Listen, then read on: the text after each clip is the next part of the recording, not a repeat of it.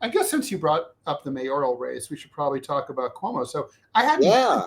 So Cuomo's agreed that. Yeah, so it was just minutes before we started the show. Cuomo's campaign made an announcement that he is staying in the race and he is running as an independent, which is great for Mamdani. You called out those polls last week that showed that Mamdani wins even bigger with Cuomo in the race. But I mean, the bottom line, I looked at the polls again. There haven't been new ones out, but there will be probably in the coming day or two. It doesn't matter who's running. He's going to win. Yeah. Right now, there's just no path to either one, not either one, but to the other three. Curtis Sliwa is a lovely guy, but doesn't have a prayer. He's at 14%. Mayor Adams is at 11%. He was on Patrick Bet-David today, and his heart just was not in it. He and his 11% support. His heart's just not in it. It's sad, and it's really sad for the citizens of New York City who deserve better and frankly need better at this time. The city's in a lot of trouble, fiscally and otherwise, and it's a problem. He's going to be so. Yeah, I mean, the thing is, the billionaire class have all lined up. They're all pissed. They don't want Mamdani. This is not a wise move, right? This is where I sort of realized that you don't have to be that smart to be a billionaire. I mean, if I were a billionaire and I personally hated Mamdani and democratic socialism, I would be like, yeah, but he's going to win. Let's make him our friend. Let's suck up to him. Let's donate to him. Let's buy him. Let's win. Ted, you know, of course, John Kiriakou. He's the Greek-American billionaire. He's the second wealthiest real estate billionaire in New York, next to Trump. He owns Gristedes supermarket. He owns Gristedes and Red Apple, I think it's called, and Wawa and all this stuff. So he made the most ridiculous statement yesterday. It's like, ho, socialism? I'm going to have to spend 183 days a year at my condo in St. Petersburg, Florida, instead of 183 days at my Fifth Avenue condo in Manhattan. I can't live with socialism. It's like, go. Fly free, but we don't want you anyway. We're fine. Oh, yes. Yeah. I mean, and what's also funny is that these billionaires, first of all, they don't seem to understand arithmetic. If you're going to try to give Mamdani a run for his money, really, Cuomo's the only game you've got going. He's at 24% in the polls after 37% for Mamdani. I mean, he might close that gap, and he's a smart, seasoned, experienced politician who knows New York City and state inside and out. And his father, I mean, these connections are like, you can't beat it. Yeah. But I mean, come on, Adams with his 11%. New Yorkers want him in prison, is where they want him. They don't want him in Gracie Mansion. Yeah, it's true. Which is where he belongs. It is where. And the thing is, watch this, or at least watch a clip of this Patrick Bet-David interview. When I say his heart is just not in it, he sounds like Eeyore in this interview, like wah wah wah. It's dude. It's just pathetic. If he had any dignity, he'd just announce that he's not running again for re-election. Yeah, exactly. Try to get a job as a professor at City College and be done with it, right? That's it. It's really poor. But that's how it's going to go. And then, of course, the thing is, like, people like me, and I've now met many more. There's a huge contingent of Mamdani's support that only comes out of the anti-billionaire vote. Like, and that's legit. Yeah. People are tired of all this.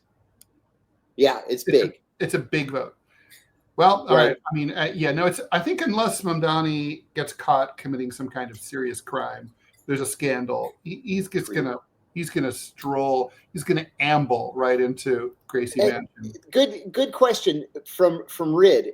Do you think Bloomberg's gonna have any influence in this thing? He's got an awful lot of money, but when he tried to influence, I know for a fact that he will, because John, like, we have a law here in New York where if you finance any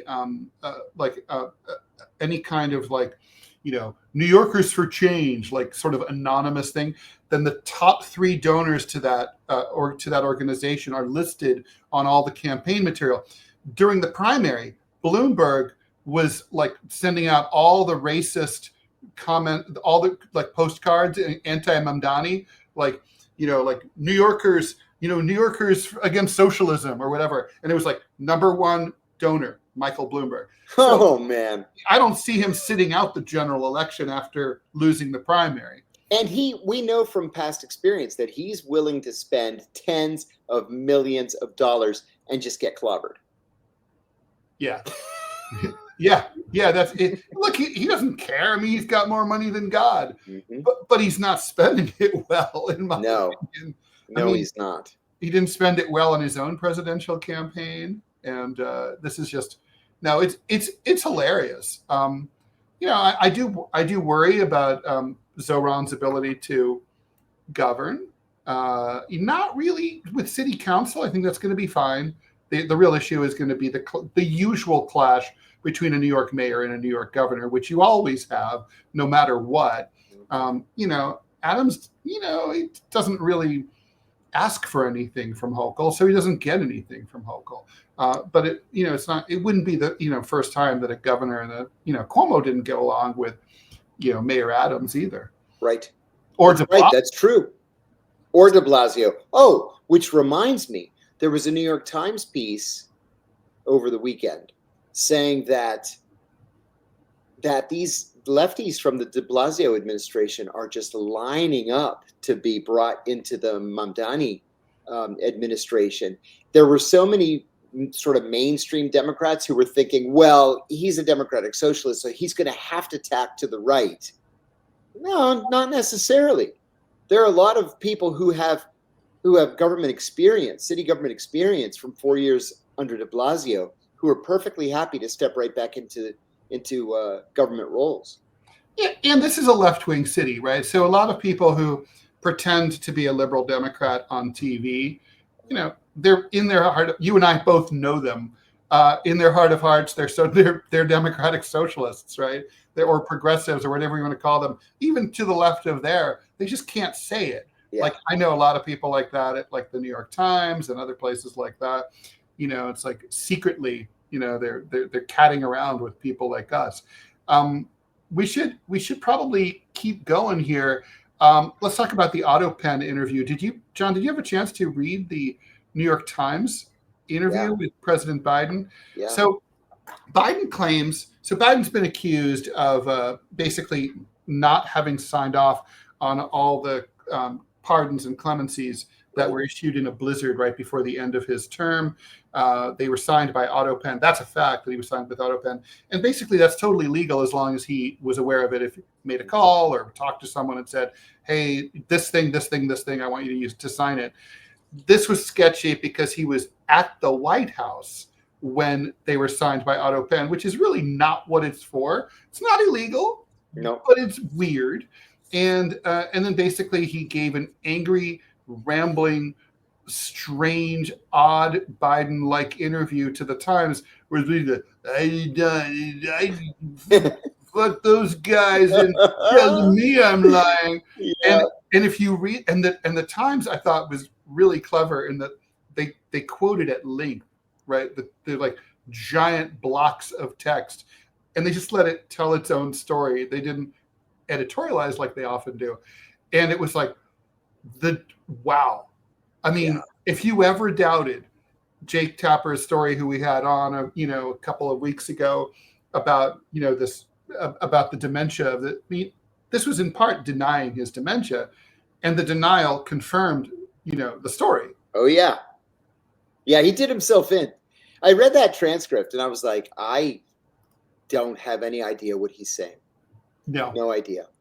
It's funny too because the Washington Post took a different tack and they said, Biden confirms that he knew exactly. It's like, well, that's one way of looking at it. It's not the way I'm looking at it. I don't think it's the way anyone who reads that would do it. I would quote it here for the watchers, but I feel like probably they've suffered enough after 4 years of Biden. They probably get the idea. It was weird. This was kind of like it's like a reboot of the debate. Those guys say I can't debate. I'll show them. Fuck them. No, well, I don't know. Yeah. It shows that the Democrats' biggest problem was they didn't hide him enough. No, it's bad. It's as bad as we thought it was. Yes.